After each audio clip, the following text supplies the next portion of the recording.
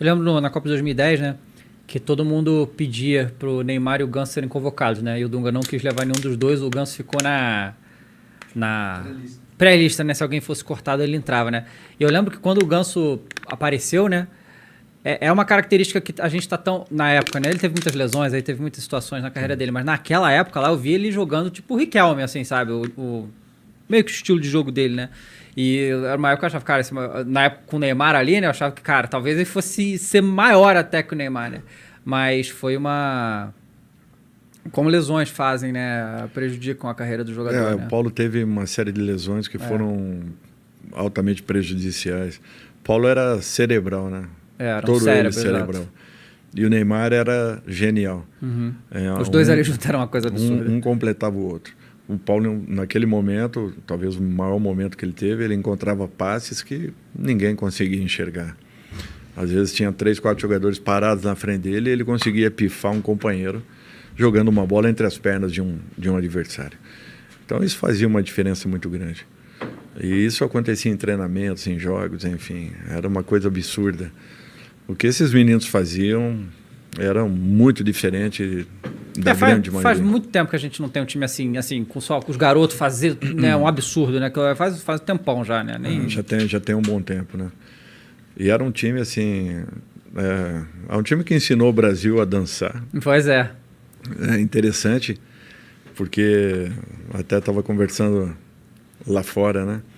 Antes do TikTok eles já estavam dançando, né? Exatamente. E bem antes até. Mas você parava o ônibus assim no aeroporto, num centro de treinamento, aparecia gente de todo lado. Definiu bem até como... Alexandre definiu muito bem como a bitomania, e parecia uma bitomania. O Santos viajava com 10, 12, às vezes 15 seguranças. Geralmente a gente viaja com 2, 3, olha lá, quando muito. E era necessário aquilo. Eu fico feliz com uma coisa, assim, dentro do meu trabalho. Eu sempre dei muita atenção às categorias de base, todos os clubes que eu passei. Porque eu nunca tive um cheque em branco para contratar. Nunca. Nunca tive. No Brasil é difícil, né? Muito difícil. Nunca tive a liberdade de contratação, de trazer aquele jogador que eu gostaria, que eu queria. Por exemplo, eu fui atrás do Bruno Henrique quando ele estava no Goiás e ele foi vendido. Só consegui trazê-lo quando ele estava na Alemanha para o Santos. É um exemplo, né? Que você às vezes não consegue competir em igualdade, você tem que ser criativo, né? Ser criativo, tá atento ao mercado. E eu sempre valorizei muito as categorias de base.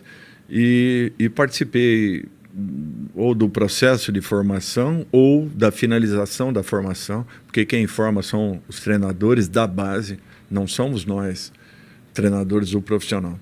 Quem forma, na realidade, são os trabalhos da base, aqueles que não aparecem, que não têm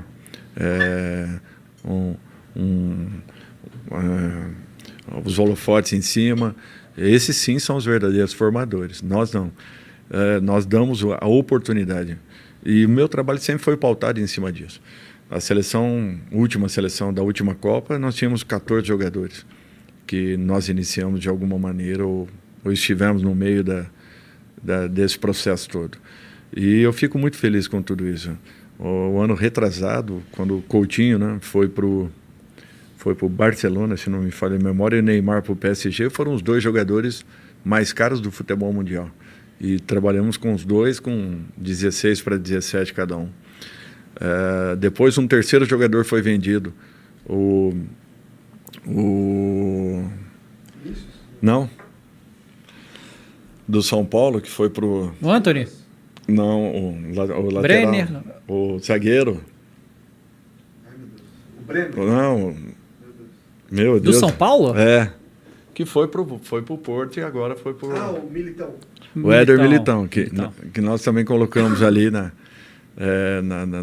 numa outra função. Então, 3 jogadores vendidos assim, de repente, no futebol mundial, com valores expressivos, né?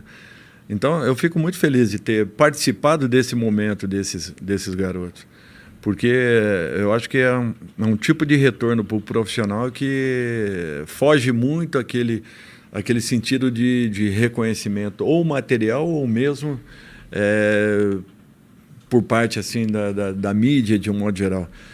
essa satisfação de você lançar um garoto e, de repente, ver o resultado ali na frente, como agora, por último, o Lucas Veríssimo.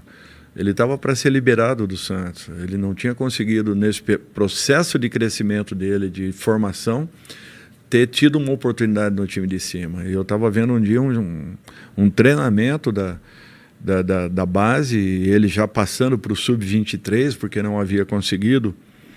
E eu vi ele treinando. Era a terceira vez que eu estava vendo ele treinando e me chamou muita atenção. Então, o que você viu nele? A postura dele. E, de repente, naquela semana, aconteceu um problema com o David Braz. E aí, vamos contratar. Eu falei, não precisa contratar, nós vamos dar uma olhada nesse menino primeiro.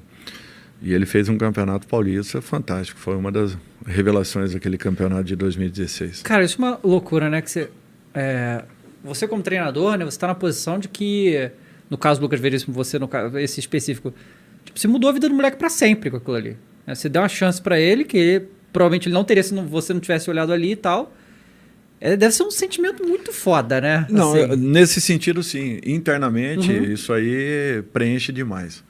Por outro lado, se ele não tivesse preparado, ele talvez pudesse ter tido a oportunidade com o Dorival, logo em seguida com outro, e de repente não tivesse em condições de poder se manter.